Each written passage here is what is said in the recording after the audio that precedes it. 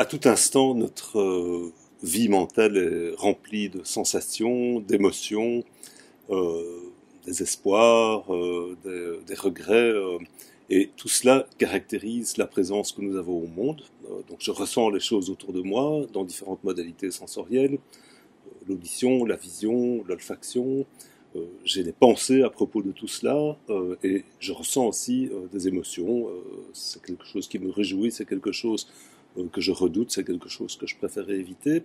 Et toutes ces sensations, ces pensées et ces émotions se combinent pour définir notre présence au monde à chaque instant, autrement dit notre conscience, et c'est ce que l'on appelle l'effet que cela fait. Il y a des philosophes qui ont décrit la conscience, qui ont défini la conscience comme l'effet que cela fait d'être vous à un moment donné. Et on sait que cette conscience, eh bien, elle trouve son origine dans l'activité biologique du cerveau, en interaction avec lui-même, avec le monde et avec autrui. Et on sait que ce cerveau est composé d'environ 86 milliards de neurones qui sont chacun d'entre eux connectés à 10 000 autres neurones. Et donc tout cela forme un objet extraordinairement complexe, sans doute l'objet le plus compliqué que l'on connaisse dans l'univers aujourd'hui. Et comprendre comment l'activité biologique du cerveau produit tout ce qui se passe dans notre tête, notre conscience, c'est un des grands défis scientifiques du XXIe siècle.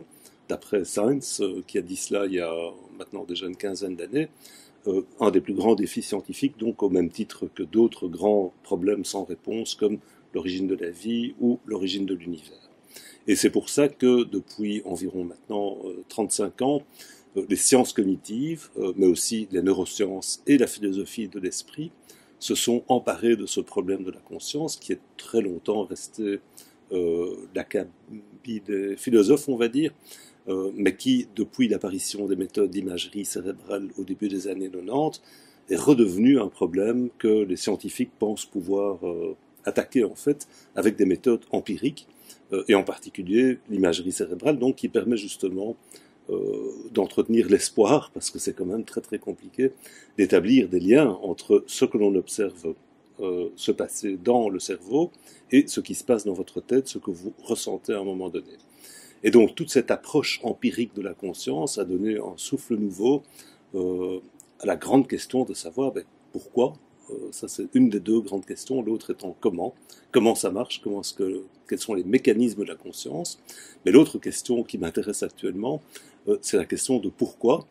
Comment se fait-il que l'évolution nous a rendus en fait conscients de notre propre existence, nous a rendus capables d'avoir une réflexion à propos de notre propre activité, nous a rendus capables de parler à autrui à propos de ce que nous ressentons, tous ces phénomènes qui sont étroitement liés justement à la conscience chez l'être humain, que l'on partage sans doute avec beaucoup d'autres animaux, mais que l'on ne partage pas justement avec tous les systèmes d'intelligence artificielle qui ont connu un essor absolument fulgurant depuis maintenant un an ou deux. Donc aucun de ces systèmes, malgré les doutes que certains ont par rapport à eux, mais les scientifiques s'accordent pour dire qu'aucun de ces systèmes n'est doté de la conscience, pas plus qu'une pierre par exemple. On sait que ça ne fait rien à une pierre d'être cette pierre.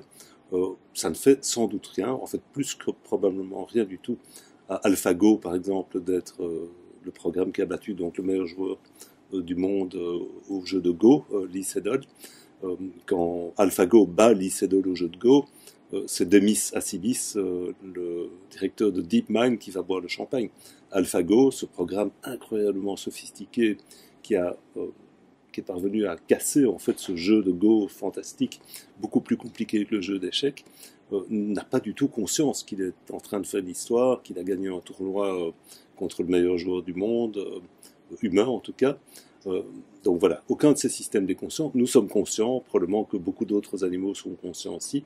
Voilà encore une autre grande question, qui est conscient?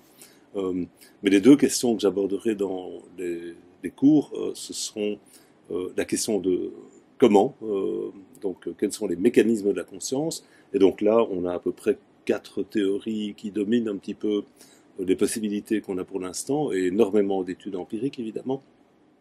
Il y a beaucoup plus que 4 théories de la conscience, il y en a environ 87 je pense. En fait, chaque acteur dans ce domaine a sa propre théorie, c'est un des problèmes. Donc un paquet de grandes questions. Comment est-ce qu'on développe une science de la conscience finalement? Et puis l'autre grande question, c'est pourquoi sommes-nous conscients? C'est-à-dire qu'est-ce qui dans l'évolution a fait qu'à un moment donné, la sélection naturelle a favorisé l'émergence de systèmes, d'organismes qui ont une certaine connaissance de leur propre existence en tant qu'individu, en tant qu'organisme.